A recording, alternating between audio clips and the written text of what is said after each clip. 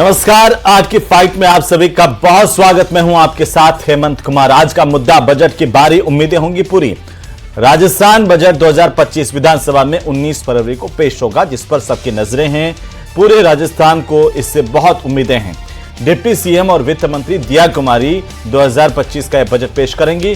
Rajasthan budget 2025-26 में महिलाओं, कर्मचारियों और किसानों के हितों को प्राथमिकता देने की उम्मीद है।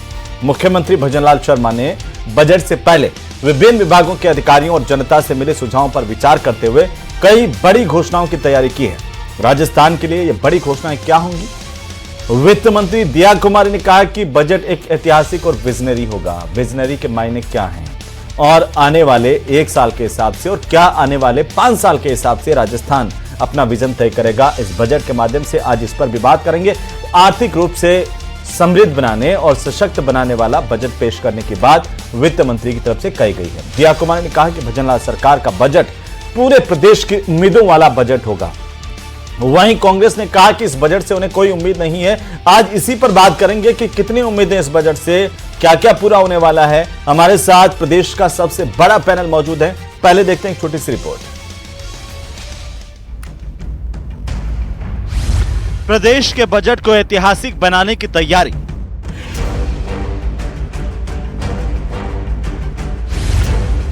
वित्त मंत्री दिया कुमारी बोली, विजनरी होगा बजट। अच्छा बजट होगा। पिछली बार भी बहुत अच्छा ऐतिहासिक बजट था, एक विजनरी बजट था। जनता की उम्मीदों को पूरा करने वाला होगा बजट। युवाओं को देखते हुए बजट बनाना चाहिए, क्योंकि देश युवा बढ़ेगा तभी देश बढ़ेगा। कांग्रेस का तंज, बजट से कोई उम्मीद नहीं। भारतीय जनता पार्टी की सरकार के बजट से ज्यादा कोई आशाएं नहीं है। बजट की बारी, उम्मीदें होंगी पूरी। तो बजट की बारी, उम्मीदें होंगी पूरी। कितनी उम्मीदें पूरी राजस्थान की होगी, आज इसी पर बात करेंगे, चर्चा करेंगे। हमारे साथ खास पैनल मौजूद है। प्रदेश की सबसे बड़ी डिबेट की शुरुआत करें उससे पहले हमारे मेहमानों का परिचय मैं आपसे करवा दूं। हमारे साथ खास मेहमानों में इस वक्त अपूर्वा सिंह हैं, भारतीय जनता पार्टी के प्रवक्ता। राजेंद्र आर्य हमारे साथ हैं, कांग्रेस पार्टी के प्रवक्ता। एसपी मित्तल साहब हमारे साथ जुड़े हुए हैं वरिष्ठ पत्रकार के तौर पर। कुछ और मेहमान भी जुड़ेंगे, उनको भी ले लेंगे। बहरहाल आप सभी का बहुत स्वागत है। और मित्तल साहब, एक आपकी टिप्पणी। आज वित्त मंत्री ने कहा कि ये जो बजट है वो विजनरी होगा। इसके मायने क्या हैं, कैसे देख पा रहे हैं आप इस बयान को? देखिए विजनरी क्या होगा, ये तो जब 19 तारीख को विधानसभा में बजट पेश किया जाएगा तभी पता चलेगा। लेकिन मुझे लगता है कि जो बजट का जो फोकस होगा वो इस बात का होगा कि किस तरीके से क्या नाम से राजस्व बढ़ाया जाए। देखिए, सरकार ने पहले ही ऑलरेडी बहुत सारी जो चुनावी वायदे किए थे उनकी घोषणाएं कर रखी हैं। चाहे 450 रुपए सिलेंडर देने की बात हो, चाहे किसान सम्मान निधि के क्या नाम से उसको डबल करने की बात हो, 2-2 हजार रुपए हर साल बढ़ाने की बात हो। सरकार के ऊपर ऑलरेडी पहले ही बहुत ज्यादा मुझे लगता है कि आर्थिक बोझ है। तो इस बजट से कोई ज्यादा क्या नाम से आशा नहीं करनी चाहिए। हो सकता है क्या नाम से आय व्यय का क्या नाम से जो खर्चा है वो प्रस्तुत किया जाए, लेकिन फिर भी खासतौर से जो लघु उद्यमी है वो बराबर क्या नाम से सरकार की ओर से ये डिमांड कर रहे हैं कि उनकी समस्याओं का समाधान किया जाए। उनको बहुत सारी समस्याओं का सामना करना पड़ रहा है, जैसे चाहे वो बिजली की हो, चाहे बिजली का टैरिफ हो, या क्या नाम से बिजली की सप्लाई की बात हो, और जो उनकी जो और दूसरी समस्या है, चाहे वो रिको से जुड़ी हुई समस्या और जो लोन लेने वाली समस्या है वो भी है। वो सारी की सारी लघु उद्यम भी सोच रहा है कि उनको कोई उम्मीद होगी। अब क्या नाम से दिया कुमारी जी ने आज कहा कि विजनरी बजट होगा, तो मुझे लगता है कि केंद्र सरकार का जो बजट सामने आया है उसको देखते हुए जो कुछ बाकी रह गया है वो शायद क्या नाम से करने की कोशिश करेंगे, लेकिन इस बजट से कोई ज्यादा उम्मीद नहीं की जानी चाहिए। मित्तल साहब, अब आप जिस तरह से बता रहे हैं केंद्र के बजट में मिडिल क्लास को बहुत कुछ मिला, लेकिन राज्य के बजट से मिडिल क्लास को क्या मिलेगा वो अभी देखने वाली बात है। प्रोफेसर एस सोमरा साहब हमारे साथ जुड़ चुके हैं। सोमरा साहब, राजस्थान का बजट आने वाला है, उम्मीदें बहुत ज्यादा इस लिहाज से भी है कि पिछली बार की जो घोषणाएं और अभी राजस्थान से बजट से पहले केंद्र सरकार का बजट, पूरे देश का बजट, और उसमें मिडिल क्लास को जिस तरीके से सौगात दी गई है, कैसे आप देख पा रहे हैं कि राजस्थान के बजट में क्या कुछ खास होगा आम आदमी के लिए, मिडिल क्लास के लिए, किसानों के लिए, बेरोजगारों के लिए और महिलाओं के लिए? जी नमस्कार। निश्चित रूप से जो आने वाला बजट है इसमें कोई संदेह नहीं कि अभी जो सेंट्रल गवर्नमेंट का जो बजट आया है उसकी शैडो में ही होगा। और जैसा उसमें जो अभी बजट आया उसमें अन्नदाता, नारी, युवा, इन सब पे फोकस किया गया है। उसी तरह से राजस्थान में भी किया जाएगा। हालांकि चूंकि राजस्थान में, जैसा मैं अक्सर कहता रहता हूं कि जी बजट एक सोमनाथ चैलेंजिंग साहब, डॉक्यूमेंट आपकी होता है। टिप्पणी में फिर से लूंगा और विस्तार से चुनौतियों पर भी बात करूंगा, लेकिन पहले चूंकि राजेंद्र आर्य साहब एक टिप्पणी आपको कि विपक्ष आखिर इतना नाउम्मीद इस बजट से क्यों है? देखिए हेमंत जी, जहां तक विपक्ष की बात है तो हमारी नाउम्मीदी के पीछे बहुत सारे कारण हैं। क्योंकि मैं आपको बताना चाहता हूं, इस सरकार को बने हुए करीबन 13 महीने से अधिक का समय हो चुका है, लेकिन पिछली हमारी सरकार के दौरान जो बजट घोषणाएं हो गई थी या सैंक्शन जारी हो गई थी या जो कार्य हो गए थे या वर्क ऑर्डर जो जारी हो गए थे, उन तमाम कामों को भी इस सरकार ने आने के बाद रोक दिया। इस सरकार ने अपने आने के बाद तो कोई भी ऐसा उल्लेखनीय कार्य नहीं किया जिसपे कि ये अपनी पीठ थपथपा सके। जैसे ईआरसीपी की बात हो तो 1 रुपए का नया टेंडर ईआरसीपी में नहीं लगा। चाहे यमुना जल समझौते की बात हो, उसमें भी 1 रुपए का नया टेंडर नहीं लगा। तो हम लगातार ये बात कह रहे हैं, और जितने भी हमने पूर्ववर्ती सरकार ने जो, चाहे महाविद्यालयों की बात हो, चाहे स्कूल्स की बात हो, चाहे आप ये राजधानी का ही एक देख सकते हैं जो हमारा आईपीडी टावर है, इसके अंदर भी लगातार 1 साल तक इसके काम को रोका गया। 1 किलोमीटर की नई हमारी मेट्रो लाइन नहीं बिछी, एक नई इलेक्ट्रिक बस अभी तक नहीं खरीदी गई। तो ये सरकार लगातार झूठ बोलने के सिवाय और झूठे दावे करने के सिवाय कुछ नहीं कर रही। मैं इस डिबेट के अंदर एक एक बात को तथ्य के साथ रखूंगा कि सरकार ने जो 2024 में अपना पहला बजट पेश किया था, उसके अंदर भी अपनी किसी भी घोषणा को जो इन्होंने की थी उसको पूरा किया हो तो हम यहां पे बैठ के डिबेट करने के लिए तैयार हैं। लगातार सरकार युवाओं के साथ बात हो, चाहे किसानों के साथ हो, चाहे कर्मचारियों के साथ हो, चाहे महिलाओं के साथ हो, चाहे उद्यमियों के साथ हो, नहरी क्षेत्र का किसान लगातार आंदोलन कर रहा है। आप गंगानगर, घड़साना, जैसलमेर तक आप जाके देखेंगे, नहरों में पानी नहीं आ रहा है, किसानों को यूरिया नहीं मिल रहा है, किसानों को बिजली नहीं मिल रही है, जो हमारे कृषि कुएं हैं उनके ऊपर जो हमारे वो पंप सेट लगे हुए हैं वहां पे पानी नहीं आ रहा है। तो ये तमाम बातें, और तो और इनके जो मंत्री हैं आपके देवी सिंह जी भाटी, उन्होंने तो सरकार के ऊपर गंभीर आरोप लगा दिए कि ऊर्जा विभाग को ये सरकार जो सरकारी जमीनें हैं जो देने जा रही है, और वहां पे 2-3 गांवों में तो जमीनें आवंटित भी करने दी। उन्होंने कहा कि हमारे किसानों का खेतों में जाने का रास्ता बंद हो जाएगा। उन्होंने 6 फरवरी को विधानसभा के बाहर धरने की चेतावनी दी थी। उसके बाद में मुख्यमंत्री जी ने उनसे क्या बात की पता नहीं, लेकिन ये बहुत गंभीर मसला है कि हमारी जो किसानों की जो हमारी सरकारी जमीनें जो गांव में पड़ती है, उन जमीनों को अगर ऊर्जा विभाग को दे देंगे तो हमारे किसान अपने खेतों में कैसे जाएंगे? वो जो भी विभाजन होगा उसके अंदर पूरी तरीके से फंस के रह जाएंगे। और शंकाओं का जवाब मैं ले लेता हूं। हमारे साथ अपूर्वा सिंह जी हैं, भारतीय जनता पार्टी प्रवक्ता। अपूर्वा जी, इन विपक्ष की जो बातें उनका तो जवाब देंगे ही देंगे आप, आज जो आर्य साहब ने उठाई हैं, लेकिन इसके अलावा कि पिछली बार की जब बजट घोषणाएं थी, 15 बजट घोषणाओं को, बड़ी घोषणाओं को अगर देखें तो 10 लाख नए रोजगार देने की बात आपने पिछले बजट में कही थी, नए पर्यटन नीति को लेकर के बात कही थी, डिजिटल हेल्थ पॉलिसी को लेकर के बात कही थी, और इसके अलावा खेल नीति 2024, नई खेल नीति को लेकर के बात कही थी। ये बहुत सारी तमाम घोषणा है। इस पर मैं चाहता हूं कि थोड़ा सा हमारे प्रदेश के श्रोताओं का ज्ञानवर्धन करें कि आप कितने खरे उतरे हैं और अब विजनरी बजट में क्या कुछ होगा। जी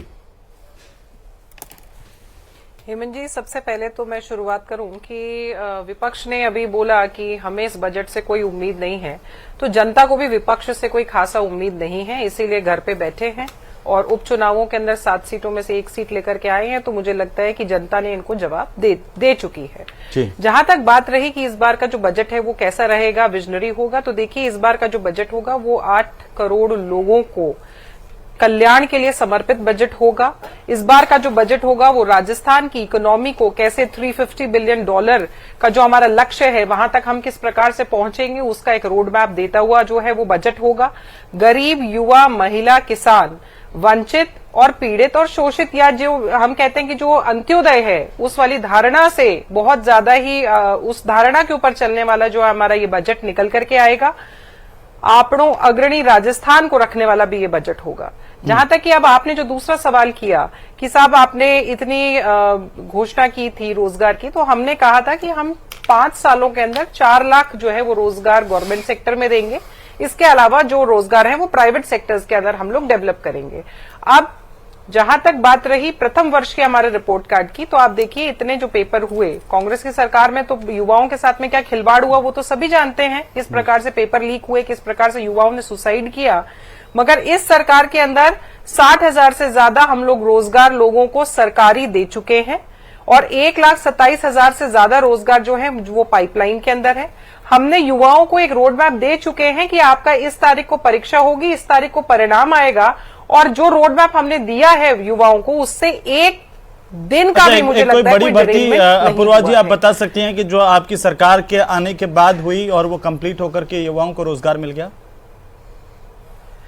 देखिए आप जीओपी की साइट पर जाएंगे, मैं आपको पुनः कह रही हूँ मोर देन 60,000 मैं एक भर्ती पूछ रहा हूँ, कोई एक भर्ती ऐसी जो आपकी सरकार और आने के बाद आपने निकाली मैं आपको और वो बिना इंटरप्ट के या कोर्ट में जाए या फिर बिना दुविधा के पूरी हो गई तय समय में? कोई बता सकती हैं आप एक भर्ती? सारी ही विज्ञप्तियां, सारी ही हेमंत जी इसी प्रकार हुई हैं, सारी ही इसी प्रकार हुई है। एक बता दीजिए ना, 60,000 में से कोई एक भर्ती तो होगी, 10-15,000 एक का भी जो है वो पेपर लीक नहीं हुआ है। मैं आपको अभी पूरा का पूरा ही बता देती हूँ ना डीओपी का, आप उसके लिए क्यों चिंतित है? एक एक मैं आपको संख्या के साथ बताती हूँ आंकड़ा निकाल के, मगर आप इस चीज के लिए आश्वस्त रहिए कि जिस प्रकार का, जी बिल्कुल, मैं अभी आपको पूरा का पूरा ही शो कर देती हूँ। जब तक आरिफ साहब आप अपनी बात कंप्लीट कर लीजिए। अपूर्वा जी आंकड़े निकाल रही हैं, आपने कहा है कि आपको नाउम्मीदी है, बजट तो आने दीजिए, इससे पहले ही नाउम्मीदी किस काम की? मैं तो आप मांगे उठाइए। नहीं, देखिए हेमंत जी, मैं तो बिल्कुल तथ्य के साथ बात करता हूं। मैंने जैसा कि इस बजट के अंदर इस सरकार ने कहा था कि हम इस बजट के अंदर 15,000 करोड़ जल जीवन मिशन के लिए खर्च करेंगे, और इन्होंने कहा था कि 25 लाख घरों में कनेक्शन देंगे, 25 लाख घरों तक, ग्रामीण क्षेत्र के घरों तक कनेक्शन जाएगा। अपूर्वा जी बैठिए, बता दें कितने लाख घरों को या कितने हजार घरों में पानी पहुंचा, कितना 15,000 करोड़ में से कितना। मैं आपको यहां बताना चाहता हूं कि मैंने अभी पीएचडी के काफी लोगों से बात की है, तो उन्होंने कहा कि साहब इस सरकार के आने के बाद में कोई नया टेंडर लगा ही नहीं, कोई नया टेंडर लगा ही नहीं, कोई नई परियोजना आई नहीं। आप सोचिए ना सर, ये आंकड़ों के साथ खेलते हैं। इन्होंने कहा कि 60,000 करोड़ रुपया हमने 5 साल के लिए सड़क के क्षेत्र में, एक मिनट, सड़क के क्षेत्र में खर्च करेंगे। इस हिसाब से 12,000 करोड़ प्रतिवर्ष होना चाहिए ना। मुझे ये बता दें कि 12,000 करोड़ क्या पिछले बजट वर्ष में खर्च हुआ है सड़कों के लिए? आप बताइए, सड़कों की हालत हमें पता नहीं है क्या? राजधानी की सड़कें खुदी पड़ी है, राजधानी के जो पॉश इलाके हैं वहां पे सड़कें खुदी पड़ी है। सड़क के अंदर आपके टाइम की तस्वीरें मुझे याद है। अरे साहब, वो स्कूटी समझ आती थी। देखिए जी एग्जैक्टली, मेरी बात सुनिए, मेरी बात सुनिए। मैं आपको डाटा सुन लीजिए, एक बार जो राजधानी के अंदर कचरे के ढेर लगे, मेरी बात मुझे पूरी करने दीजिए। राजधानी के अंदर जो कचरे के ढेर लगे उनका कौन निस्तारण करेगा? सरकार बनेगा 1 साल से ज्यादा हो गए, एक सफाई कर्मचारी की भर्ती नहीं हुई है। हमारे टाइम में 30,000 की भर्ती जारी की गई थी, उस भर्ती को रोक दिया है सरकार ने। वो सफाई कर्मचारियों ने मांग की थी कि उस भर्ती को रोका जाए, क्योंकि उसमें वो संतुष्ट नहीं थे जिस तरीके से। कितनी बार रोकोगे आप? आपके भ्रष्टाचार था तभी रोकनी पड़ी सरकार को। ओहो, तो आपने कौन सी पूरी कर ली थी? चलिए हेमंत जी, अब आप देखिए, मैं आपको डिपार्टमेंट वाइज समरी बता सकती हूँ। हेमंत कुमार जी सुन लीजिए, आपके वीडियो की अभी तक इंतजार कर रहे हैं लोग। कौन सी मैं एक भर्तियां बताऊंगा अरे साहब। अभी जल जीवन मिशन के अंदर कितने घोटाले हुए थे, किस प्रकार के घोटाले हुए थे, डेटा निकाल लिया। जरूरत नहीं है। लोगों को पानी पिलाने जैसे पुण्य काम के ऊपर भी इन लोगों ने अपनी जेबेबंदी नहीं छोड़ी थी। पर बाकी अलबत्ता मैं इनके ज्ञानवर्धन के लिए ये बता दूं कि मेडिकल एंड हेल्थ डिपार्टमेंट में एनएचएम के अंदर 15,360 विज्ञप्तियों को भरा गया। इसके बाद सेकेंडरी एजुकेशन के अंदर 12,435। इसके बाद में एनएचएम में साइन नहीं है मैडम। एनिमल हस्बेंड्री, अपूर्वा जी, नेशनल हेल्थ मिशन में स्थायी रोजगार नहीं है, संविदा पर नियुक्तियां हैं। सर यूटीबी आप सेकेंडरी एजुकेशन के अंदर आइए हेमंत जी, बेसिस पे जो सेकेंडरी एजुकेशन के अंदर 12,435 खबर है। भरतपुर एलिमेंट्री एजुकेशन के अंदर अगर आप जाएंगे ठीक है, दोनों मत बोलिए प्लीज। अरे साहब इतना समय तो आपको देते हैं, बराबर का समय देता हूँ। देखिए यहाँ पे पूरा डिटेल दे सकती हूँ जी। लेकिन अपूर्वा जी 2-3 सवाल और उसके बाद में मित्तल साहब के पास जाऊंगा। नहीं हेमंत जी, आपने वादा किया था, आंकड़े आपको मेरे भी सुनने होंगे। नहीं हेमंत जी, हाँ बोलिए ना, पूरा कर दीजिए। पूरा क्योंकि ये इसलिए आवश्यक है क्योंकि ये दर्शकों के लिए भी आवश्यक है। हाँ। देखिए, आप तो ये सिर्फ इतना यहाँ बता पर दीजिए, एक बड़ी भर्ती का नाम यहाँ बता पर दीजिए इतने ना। बड़ी बड़ी एक हामियां भर रहे भर्ती का हैं। नाम बता दीजिए आप तो। इनके एक बड़ी समय भर्ती का में नाम बता टोटल जो दीजिए, घोषणाएं जिसमें इनके 20,000 बजट की में भर्ती हुई हुई थी। है। आर्य साहब मेरा 4,148 निवेदन है आपसे, आर्य साहब मैं किसी तरह का कोई भेदभाव नहीं करता हूँ पक्ष में विपक्ष में। आप थोड़ा सा प्लीज इनको भी सुन लीजिए। और जो मैडम बोल रही हैं आंकड़े, आपको मैं पूरा जवाब वक्त दूंगा सर। और लास्ट के जो 2 इयर्स थे उसमें कई 1200 घोषणाएं हो रही हैं, कई 1500 घोषणाएं हो रही हैं, और उनके अंदर से भी 1921 घोषणाएं अपूर्ण रह गई। तो जब इनको पूरी ही नहीं करनी थी तो जनता के साथ में छलावा किया तो किया क्यों? इसके बाद में मैं आपको कुछ एक कंपैरेटिव डाटा और बताती हूँ। ये कहते हैं कि साहब हमने लास्ट ईयर में या लास्ट 2 इयर्स में हमने जनता के लिए जो है सारे द्वार खोले। लास्ट टाइम में इनके यहाँ पर अगर हम स्कूटी वितरण पर बात करें तो केवल 4,232 स्कूटी वितरण इन्होंने बालिकाओं को की, और हमारी सरकार ने केवल 1 साल के अंदर 24,517 स्कूटियां वितरित करी है। अपूर्वा जी, हजारों में अपूर्वा जी थोड़ा सा ज्ञानवर्धन आपको कर देता हूँ। ये स्कूटी वितरण में अभी भी कई जगह स्कूटियां धूल फांक रही है। ये मित्तल साहब इत्तेफाक रखेंगे इस बात से कि आपने किया है, ये आपने किया है, अच्छी बात है, लेकिन जो लापरवाही है इसमें वो बहुत ज्यादा है। मैडम, ये आपकी सरकार हो या फिर कांग्रेस की सरकार हो, हेमंत जी, अगर वो स्कूटियां हमारी बेटियों को मिल जाती और इतने देरी नहीं होती तो लाखों करोड़ों रुपए का जो है वो उनके काम आते। जो टेंडर किया था जी, और जिस व्यक्ति ने उसको वहां पर उसको पहुंचाई जानी थी, उसके वर्क ऑर्डर का जो टेंडर प्रोसेस था उन्होंने टाइम पीरियड एक्सीड करने के बाद में पहुंचाई। ये पेमेंट भी कांग्रेस सरकार को किया जाना चाहिए था। नहीं, आप इस पर कार्रवाई करते हैं ना, आप तो सरकार है ना मैडम। अगर आप डिलीवरी करते हैं जी, बिल्कुल करी है, हमने कार्रवाई करी है। हमने उसको डिफॉल्टर घोषित करके उन स्कूटियों को वापस करने का प्रोसीजर शुरू किया है, और नई उसी रेट जो पहला पेमेंट हो चुका है उसी के अंदर नई स्कूटियां लाने का भी ऑर्डर दे चुके हैं। तो इसके लिए हम आपकी सराहना करते हैं, जो अच्छा काम है उसके लिए सराहना करते हैं, लेकिन जो लापरवाही है उस पर हम आपसे सवाल भी करेंगे। मैडम, मेरा एक पॉइंट है, रुकिए ना, मुझे 10 सेकंड दीजिए। काम किया है अपूर्वा जी, मुझे 10 सेकंड दीजिए। आपने पिछली बार कहा था कि महिला सुरक्षा के लिए 500 कालिका यूनिट की स्थापना होगी और प्रदेश के अंदर बीमार व्यक्ति के साथ एक अटेंडेंट को निःशुल्क यात्रा की सुविधा मिलने लगेगी। ये मुझे लगता है कि ये पूरी हो गई होगी, या मित्तल साहब अभी बताएंगे नहीं हुआ है। संभागीय स्तर पर, हर संभागीय स्तर पर बालिका स्कूल, सैनिक स्कूल खोले जाएंगे। आंगनबाड़ी के बच्चों को 3 दिन दूध मिलेगा। अब ये मिल रहा है या नहीं मिल रहा है, ये भी आप बताएंगे। प्रत्येक विधानसभा में 5-5 आंगनबाड़ी केंद्र खोले जाएंगे। महिलाओं को लखपति दीदी की श्रेणी में लाया जाएगा। आप बताएंगे कि प्रदेश की कितनी महिलाएं इस वक्त लखपति बन गई हैं? लाया जा चुका है मैडम, एक मिनट मैं पूरा कर लूं। 10 second madam, 10 second. 9 greenfield express way का निर्माण होगा। अब 1 साल के अंदर ये ग्रीनफील्ड एक्सप्रेस वे बन गए होंगे, उम्मीद है। और राज्य में पहली बार 2750 किलोमीटर से ज्यादा लंबाई के 9 ग्रीनफील्ड एक्सप्रेस वे का निर्माण की आपने बात कही थी मैडम। 2 नए सोलर पार्क, जिसमें से एक जैसलमेर में था। उम्मीद है कि वो बन गया होगा और लोगों को इसका फायदा मिल रहा होगा। और भी एक एक करके मैं आपको घोषणाएं गिनाता जाऊंगा।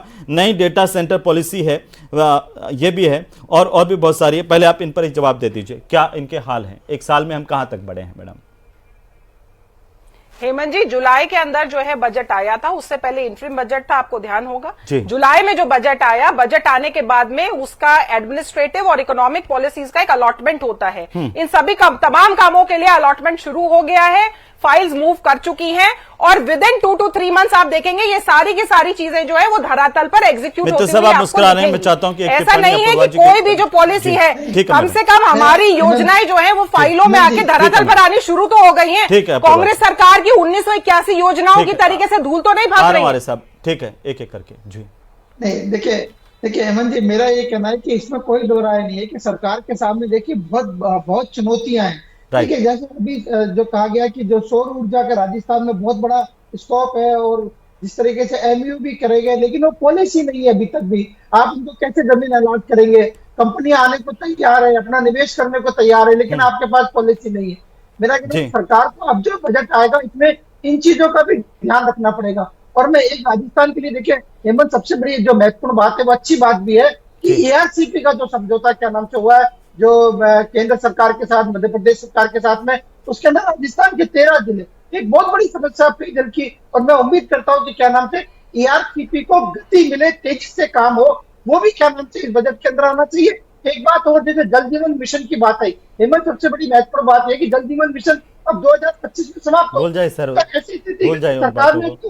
2028 तक उसको मित्र बढ़ाया। साहब, तो ये जल जीवन मिशन का तो यह हाल हो गया कि घोटाला भी हुआ और सुप्रीम कोर्ट को कहना पड़ा कि आपने जो कार्रवाई की है उसमें तत्कालीन जो जलदाय मंत्री है उनको ही अगर आपने आरोपी नहीं बनाया तो यहाँ पर किस लिए आए हो? ये तो और एक भी गिरफ्तारी, उसमें जो गिरफ्तार हुआ था ठेकेदार वो भी जमानत पर बाहर आ गया है। ये तो हाल हमारी योजनाओं का है। एक बार आर्य साहब कुछ कहना चाह रहे हैं, एक बार कह दीजिए, 10 सेकंड है, और फिर मैं सोमराज जी के पास जाता हूँ जी।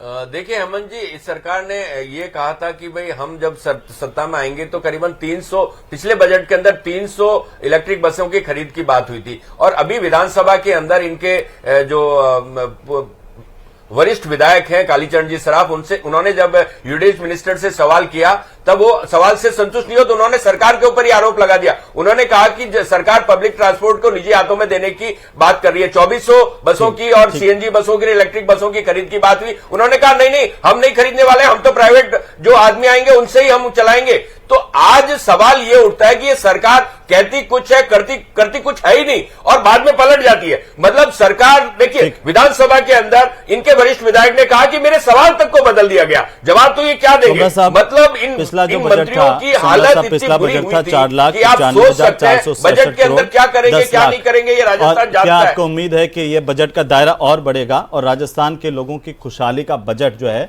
वो आएगा? क्योंकि मुख्यमंत्री ने, वित्त मंत्री ने इससे पहले तमाम लोगों से राय मशवरा किया, उनकी समस्याओं को भी शामिल किया गया है। तो क्या ये उम्मीद करके बैठे हैं हम लोग कि ये जो बजट आ रहा है वो वाकई विजनरी 5 साल के हिसाब से होगा या 1 साल के हिसाब से होगा?